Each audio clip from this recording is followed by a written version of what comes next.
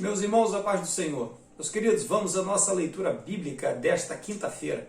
O texto sugerido para nós hoje encontra-se na primeira carta a Timóteo, capítulo 1, versículo 1, que nos diz assim: Paulo, apóstolo de Jesus Cristo, segundo o mandato de Deus, nosso Salvador, e do Senhor Jesus Cristo, esperança nossa. O tema, irmãos, Paulo, apóstolo de Jesus Cristo. Lembrando sempre que nós estamos estudando a lição de número 6, que traz por título o Ministério de Apóstolo. Pois bem, irmãos, o apostolado de Paulo sempre foi alvo de críticas. Sempre houve ataques contra o apóstolo Paulo pelo fato de ele não ter caminhado com o Senhor Jesus, ele não ter participado do ministério de Jesus. E esta era uma das formas que os falsos cristãos usavam para atacar o apóstolo Paulo, para persegui-lo, já que não podia dizer que ele era ladrão, já que não podia dizer que ele estava explorando a fé de pobres inocentes, já que não podia atacá-lo de outras formas, então tentavam atacar o seu ministério. Já que não tinha como atacar a sua moral, mesmo porque ele era protegido do Estado romano, ele tinha cidadania romana, então atacava-se o ministério. Porém, a própria igreja já levava Paulo muito a sério. Paulo teve problema em uma igreja, em outra, mas ele sempre soube contornar essas situações. Mas ainda assim ele sofria uma grande perseguição por aqueles que julgavam que ele estava fazendo um mal para o judaísmo. Na cabeça deles, Paulo era um herege e havia se desviado da presença de Deus por ter se convertido a Cristo e assim passaram a persegui-lo. Isso, irmãos, os judeus que haviam se convertido a Jesus, segundo eles, passaram a perseguir Paulo. Porém, nós aprendemos algo muito importante com o apóstolo Paulo, que é não prestar muita atenção ou não dar muita atenção para aqueles que nos perseguem. Os que nos perseguem não são importantes. Importante é a obra que nós estamos fazendo.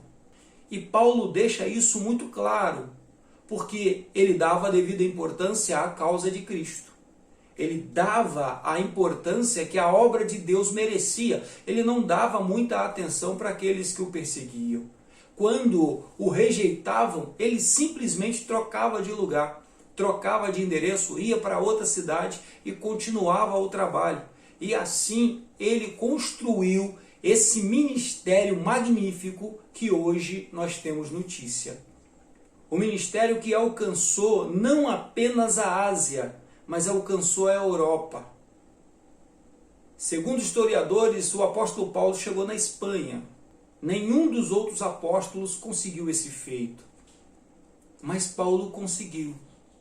E ele testemunha isso nas cartas pastorais, dizendo que ele é apóstolo de Jesus Cristo, segundo o mandado de Deus, o nosso Salvador, e do Senhor Jesus Cristo, esperança nossa. Ele não simplesmente se proclamou apóstolo, ele foi ungido apóstolo. Profetizaram sobre ele o seu apostolado. Foi o Espírito Santo quem disse: separem para mim, porque este é para mim um vaso escolhido. Foi o Espírito Santo quem disse isso. E a vida de Paulo testemunha isso. A vida de Paulo confessa isso, porque ele nunca sossegou a sua vida. De cidade em cidade levou a palavra de Deus. Mesmo quando estava em prisão, não deixou de pregar a palavra de Deus. Com cartas, ele espalhou a palavra de Deus em todas as igrejas. Tanto que hoje está em nossas mãos 13 dos livros do Novo Testamento, que este homem, este apóstolo de Cristo, escreveu. Meus irmãos, muitas das vezes nós não conseguimos entender os propósitos de Deus. Nós não conseguimos entender o que Deus está fazendo, por que estamos sofrendo, por que estamos passando pelo que estamos passando, por que estamos atravessando momentos difíceis ou por que estamos passando por determinada situação.